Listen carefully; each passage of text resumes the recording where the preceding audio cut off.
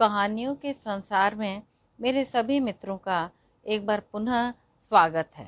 आज मैं आपके समक्ष उषा राजे सक्सेना की प्रसिद्ध कहानी अभिशप्त लेकर उपस्थित हुई हूँ। यह कहानी लंदन की सरजमी पर लिखी गई है। यदि आपको यह कहानी पसंद आए तो कृपया मेरे चैनल को लाइक, शेयर और सब्सक्राइब अवश्य करें। कहानी अभिशप्त।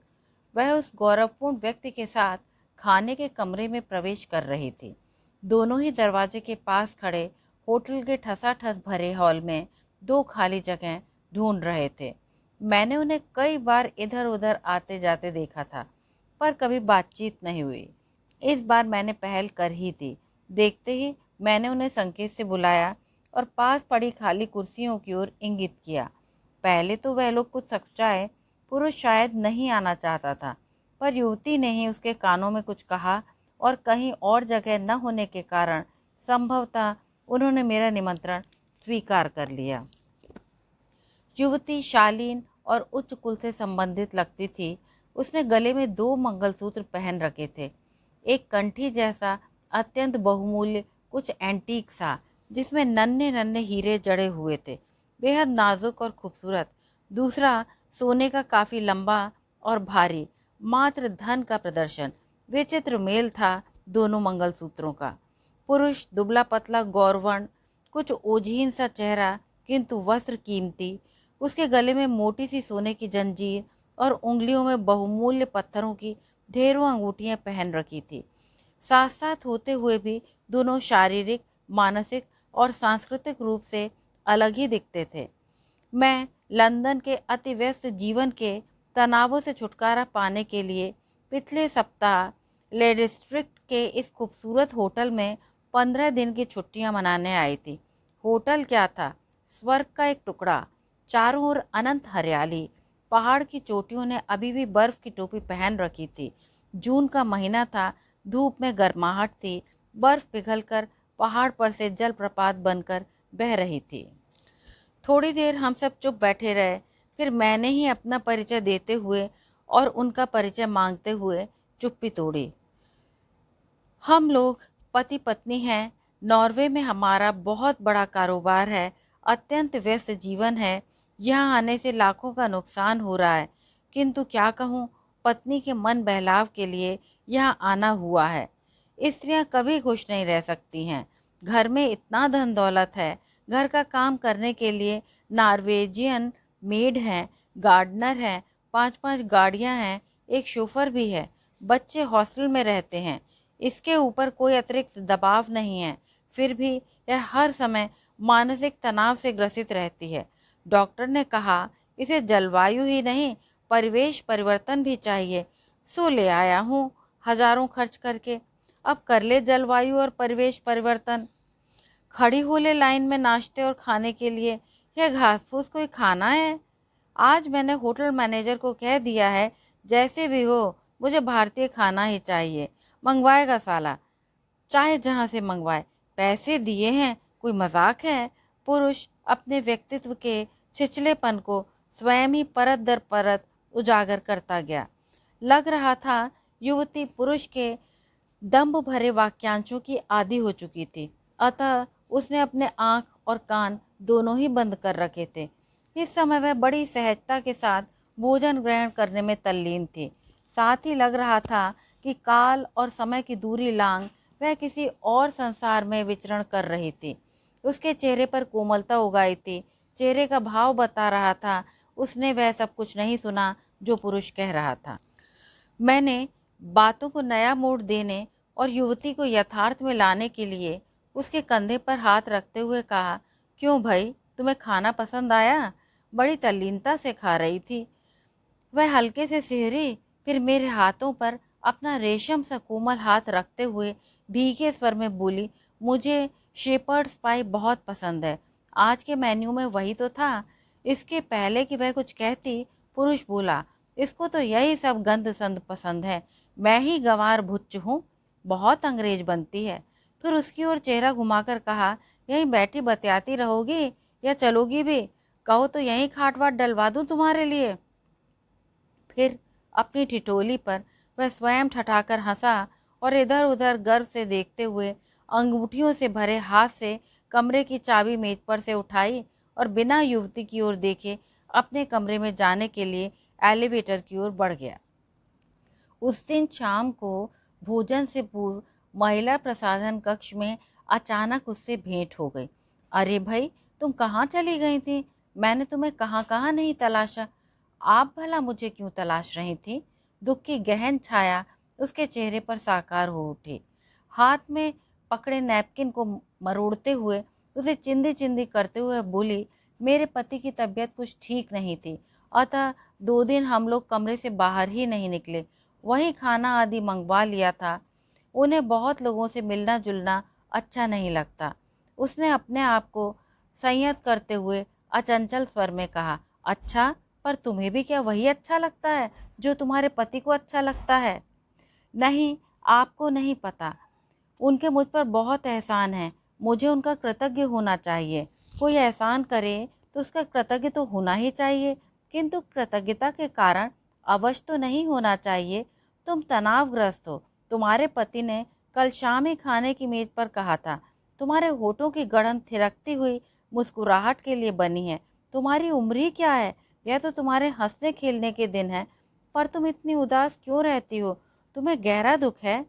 ओह, ऐसा कुछ नहीं, आप तो वैसे ही चिंतित हो उठी हैं। पर सच कहूँ, आपसे मुझे आश्वस्त मिली है।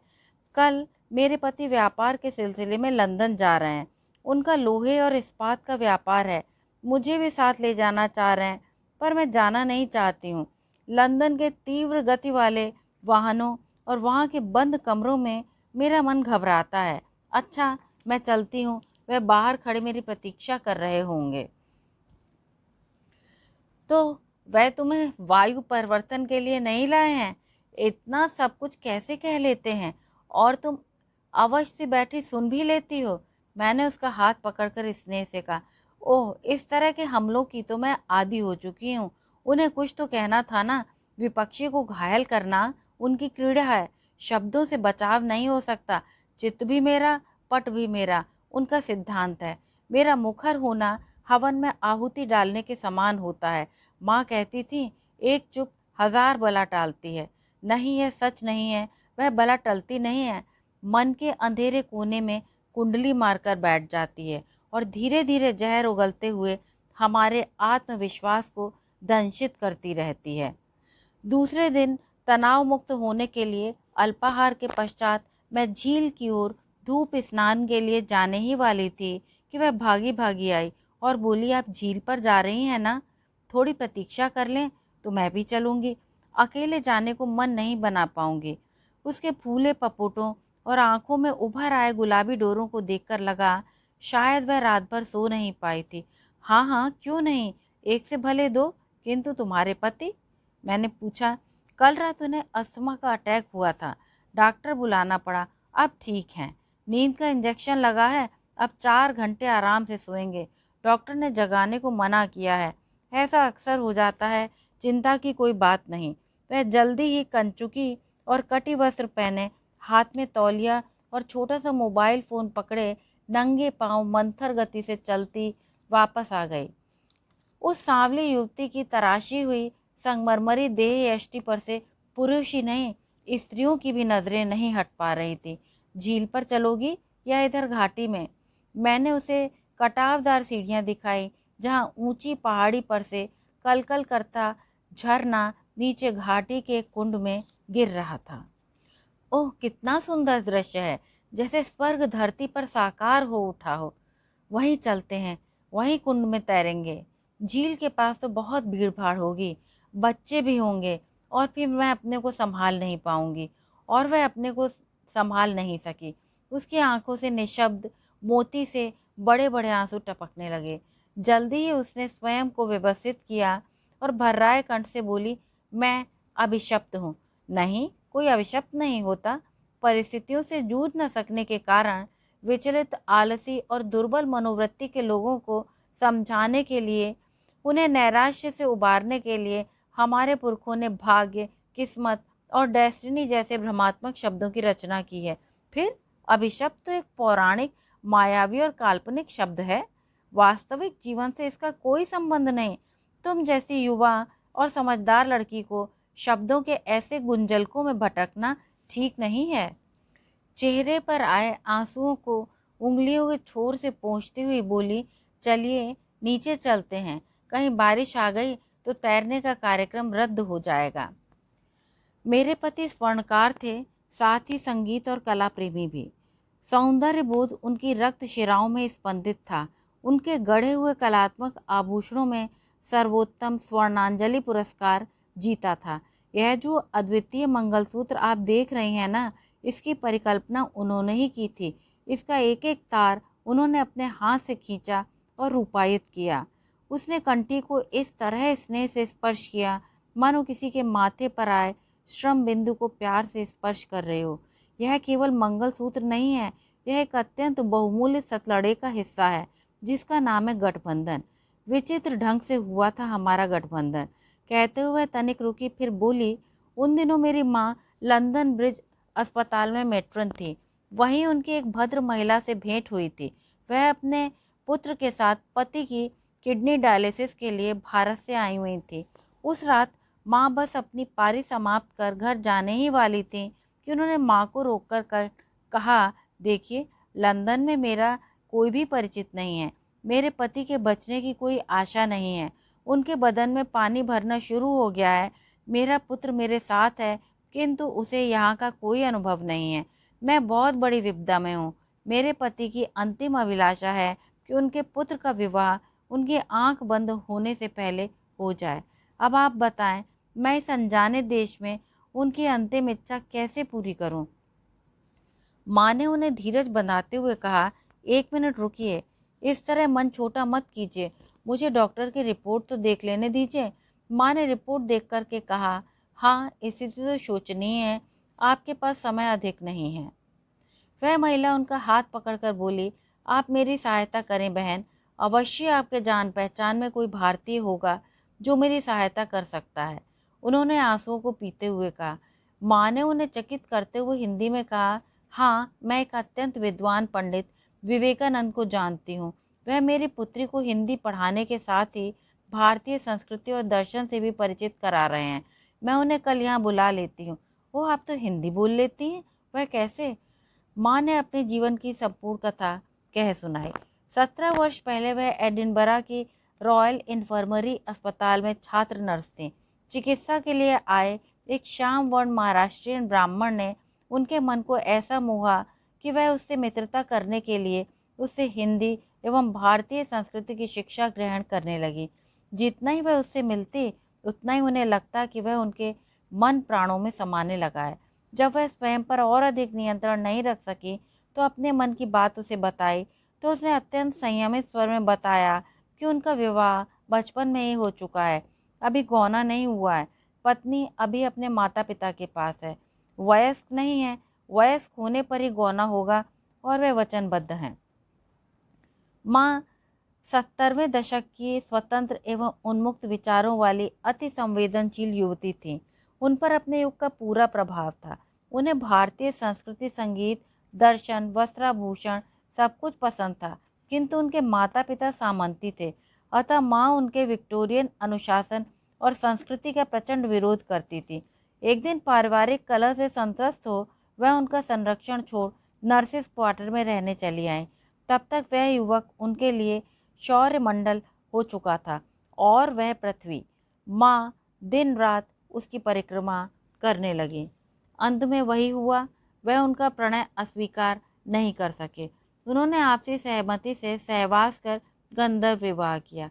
यद्यपि वह केवल 2 वर्ष के छात्रवृत्ति पर स्कॉटलैंड आए थे, पर उनके भारत जाने की अवधि पूरी हो चुकी थी, किंतु माँ के अनुरोध पर 3 माह और रुक गए।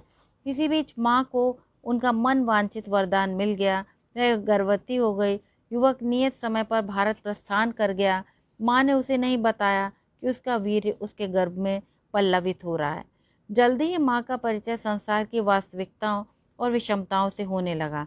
उस समय स्कॉटलैंड का युवा समाज इंग्लैंड का अनुकरण कर केवल सतही प्रगति कर सका था। माँ के इस दुस्साहस से उनके सभी मित्र आतंकित हो उठे और उन्होंने उनका सामाजिक बहिष्कार कर दिया।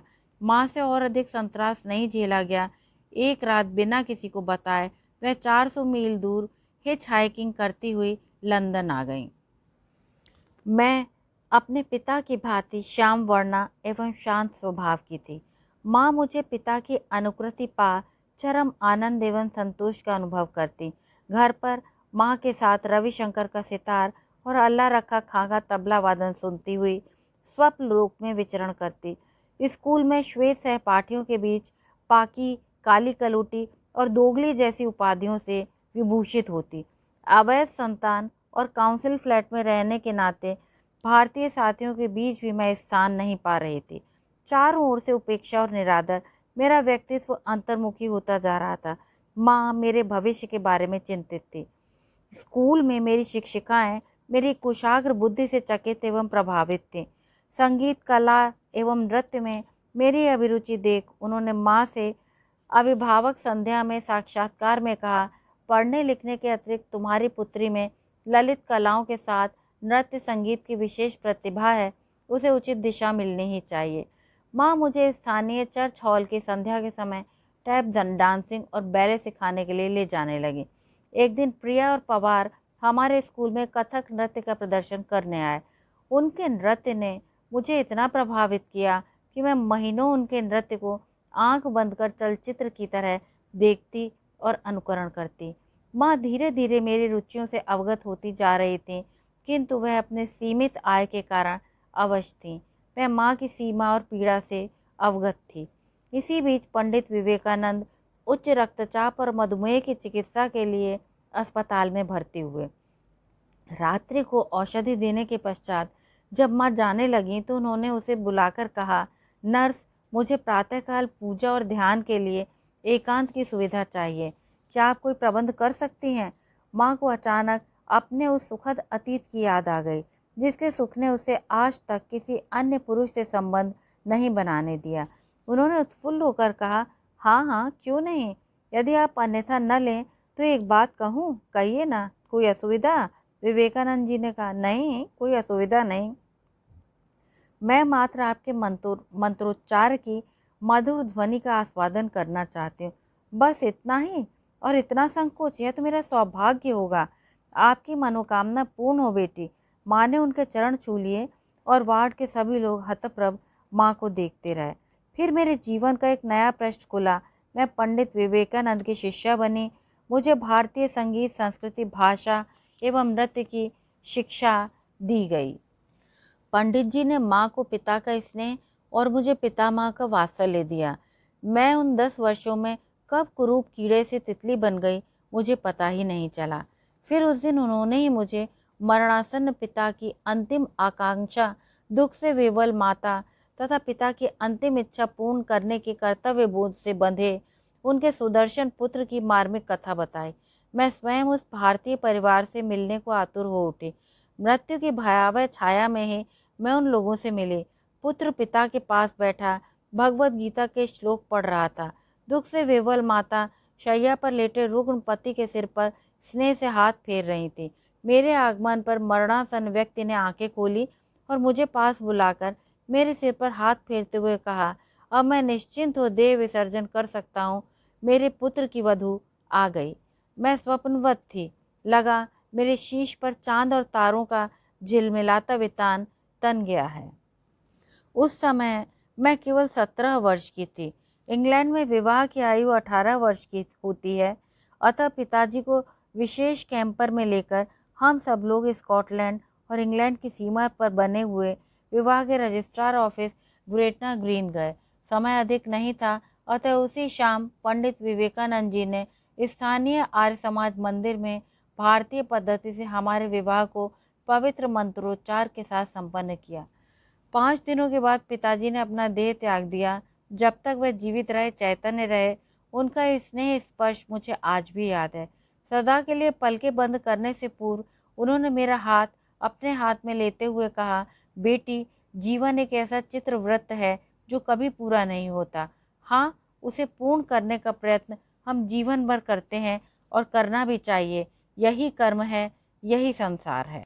मेरे पति स्वर्णकार होने के साथ ही हीरे पन्ने के व्यापारी भी थे। माँ चित्रकार थीं। अधिकांश आभूषणों की रूपरेखा वह माँ के साथ मिलकर स्वयं चित्रित करते थे। मैं उनमें रंग भरती। जब कभी वह किसी विशेष आभूषण को स्वयं रूपायित करते तो मैं उनके साथ होती। आभूषणों के जड़त में रंगों का चयन मेरा होता था। उनके कलात्मक आभूषणों की चर्चा देश विदेश में थी। मेरे दिन सोने के और रातें चांदी की। तभी हमारी खुशियों पर स्वर्ण किरीट लगाने आई हमारी पुत्री। हम सब आनंद से विभोर हो उठे। लंदन से माँ और विवेकानंद जी अपनी नतनी को आशीर्वाद देने आए। माँ 6 महीने हमारे साथ रहीं। उसके आने से हमारे विशाल भवन के प्रांगण में रोज कोई न कोई सांस्कृतिक उत्सव आयोजित होता। नृत्य में मेरी रुचि देख नृत्य प्रदर्शन के लिए मेरे पति ने एक विशेष नृत्य कक्ष का निर्माण करवाया। मैं उर्वशी और रंभा से नृत्य कर उन्हें रिझाती। चलते समय माँ ने अपनी वसीयत के कागज़ मेरे हाथ में थमाते हुए कहा, यह छोटा उपहार मेरी नतनी के लिए है। बेटी, जीवन का कोई भरोसा नहीं है। तुम्हें सुखी और वैभव में देखकर आत्मा तृप्त हो उठी है। माँ से वह मेरी अंतिम भेंट थी। मेरे पति 2 करोड़ के हैदराबादी और राजस्थानी शैली के पुरातन कलात्मक आभूषण अपने 2 कर्मचारियों को साथ लेकर बड़े उत्साह से उसमें सम्मिलित होने मुंबई गए। देश विदेश से आभूषण निर्यातकों के प्रतिनिधि मंडल आए हुए थे। प्रातः ही उन्होंने अति प्रसन्न हो दूरभाष पर बताया कि अमेरिका से उन्हें $2 करोड़ के सौदे का अनुबंध मिला है। माँ बेटे की सफलता पर प्रसन्न थी और मैं गर्वित। वह प्रदर्शनी का अंतिम दिन था। फिर वह काला दिन आया जब अयोध्या में बाबरी ढांचा ढहा दिया गया। सारे भारत में तहलका मच गया। जोगेश्वरी चाल में रहने वाली एक महिला पर मिट्टी का तेल छिड़क कर किसी ने आग लगा दी। बस शांत, सुंदर और कला के केंद्र मुंबई पर गाज से गिर पड़े। सांप्रदायिकता ने ऐसा नृशंस खेल खेला कि गली गली रक्त की नदियां बहने लगी। लाखों की तादाद में वहशी दरिंदों ने प्रदर्शनी भवन पर धावा बोल दिया। क्षण भर में लूटपाट, आगजनी, गोलाबारी और नरसंहार का तांडव मेरा सौभाग्य सिंदूर और माँ का एकमात्र पुत्र बर्बरता से लूट ले गया। मैं विक्षिप्त, चूड़ियाँ टूटी, सिंदूर पूछा, यह कैसा वैधव्य? पति का पार्थिव देह नहीं, उनके अंतिम दर्शन नहीं, अग्नि को क्या समर्पित करूं? मैं अंधड़ में जड़ छोड़ बैठे वृक्ष सी अररा गई। माँ कर्तव्य बोध से बंधी, थर्राते होठ से निरंतर फूटने को आतुर आर्तनाद को घूंट प्रकृतिस्थ होने का प्रयास करती। कभी अपनी 6 वर्षीय पौत्री को हाहाकार करती छाती से लगाती तो कभी मेरे पथराए देह पर सांत्वना भरा हाथ फेरती, मुंह रुदन करती, स्वयं को व्यवस्थित करने का प्रयास करती। मैं न जाने कितने दिन अचेत रही। माँ को अकेले ही सब कुछ संभालना पड़ा। देनदारों को देने के पश्चात जो कुछ बचा वह सब माँ ने मुझे सौंपना चाहा, किंतु मैं तो जड़ हो चुकी थी। घर के संकटकालीन और उदास वातावरण का प्रभाव बच्ची के कोमल मन को और असंतुलित और कुंठित कर रहा था। मेरी जीने की इच्छा समाप्त होती जा रही थी। 1-2 बार मैंने आत्महत्या का भी प्रयास किया। माँ घबरा उठी। अंत में मनोवैज्ञानिक डॉक्टर ने कहा, संभवतः इसे पुरुष संबल की आवश्यकता है। उन्हीं दिनों माँ की मौसेरी बहन का विदुर देवर नॉर्वे से अपने लिए साथी खोजने आया था। मौसी ने माँ को पट्टी पढ़ाई। डॉक्टर ठीक कहते हैं, दोनों ही दुखी हैं, शोकातुर हैं, एक दूसरे का दुख बांटते हुए नया जीवन आरंभ करेंगे। तुम कब तक जवान बहू को अपने पंखों के नीचे दबाए बैठी रहोगी? रांड और सांड बंदर में नहीं रह सकते। मेरे देवर के पास धन दौलत की कोई कमी नहीं है। सुख सुविधा में पली इस जवान जहान विदेशी लड़की को यहाँ लोग मिनटों में चीत खाएंगे। तुम कब तक रखवाली करोगे? मौसी के विदुर देवर 2-3 बार हमें सहानुभूति देने आए। माँ से कहने लगे, यहाँ का माहौल इसके लिए ठीक नहीं है। नॉर्वे में उनके पास हर तरह की सुविधा है, बच्चे बोर्डिंग में हैं, अतः घर पर इसका ही साम्राज्य होगा। मुझसे भी कहा कि वे बहुत अकेले हैं, उन्हें एक अच्छे मित्र और साथी की आवश्यकता है। मैं माँ की जान थी। मेरा बिछोह उनके लिए असह्य था, किंतु मेरे सुख के लिए वह तैयार हो गई। माँ ने मुझसे पूछा, किंतु मुझ में निर्णय की शक्ति नहीं थी। मेरे विवाह में माँ और मौसी के अतिरिक्त कोई नहीं था। मौसी ने ही हमारे निर्णय लिए। विदा के समय माँ बिछोह से विह्वल भर्राए स्वर में बोली, बेटी, संसार एक रंगमंच है, हम सबको अपनी अपनी भूमिका निभानी होती है। मेरी पुत्री मुझसे रोती हुई लिपट गई, कहने लगी, माँ, पिताजी तो मुझे छोड़कर चले गए, अब तुम भी जा रही हो। माँ ने उसे अपनी गोद में भींच लिया और बोली, मेरी गुड़िया, मैं हूं ना तेरे पास। तेरी पितामही माँ को अभी बहुत से कार्य करने हैं। उसे नेह से थपकते हुए उन्होंने मुझे साहस बंधाया, तुम कोई चिंता मत करना बेटी, हम शीघ्र ही संतुलित हो जाएंगे, फिर मिलते। एयरपोर्ट पर ही पिता के संग अपने ही वय की एक अपरिचित युवती को देख भाई बहन दोनों ही ईर्ष्यादाह से भभक उठे। एयरपोर्ट पर ही उनके अपमानजनक व्यंग बाण मुझे अंदर तक बींध गए। कुंठित, विद्रोही और बिगड़ी हुई निरंकुश संतानें मेरी ही नहीं, पिता की भी अवमानना करती। पूरा परिवेश संवेदनहीन, नपुंसक और तिलमिलाता हुआ। वह जगह है, मुझे जाना होगा, आप मुझे क्षमा कीजिएगा, कहते हुए वह विश्राम शैया पर से उठ बैठी। अरे कैसी बात करती हो, दुख बांटने से हल्का होता है। सुनो, तुम 21वीं सदी की संतान हो, यह युग जीने का है, कंधे पर सलीब ढोने का नहीं। वह तौलिया और मोबाइल फोन हाथ में उठा घबराई हिरनी सी खुद निर्मम अहेरी के पास में शरण लेने भागी।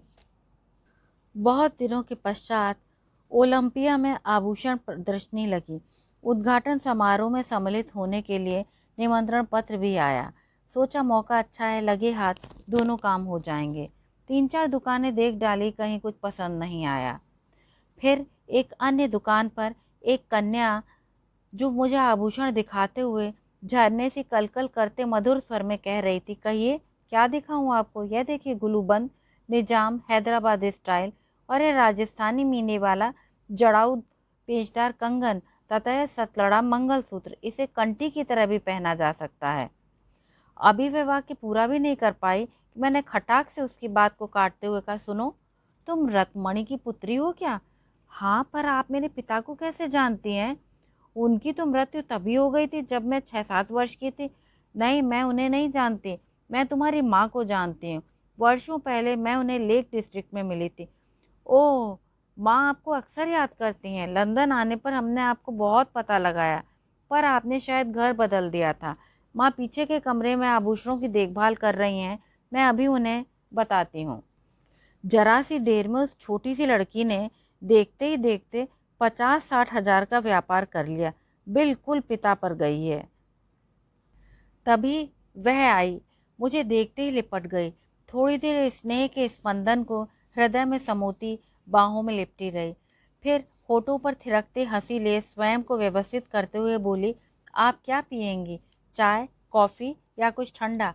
बैठो, कुछ भी नहीं। तुम्हें स्वस्थ और संतुलित होने के साथ आत्मबल से दीप्त देख मन जुड़ गया।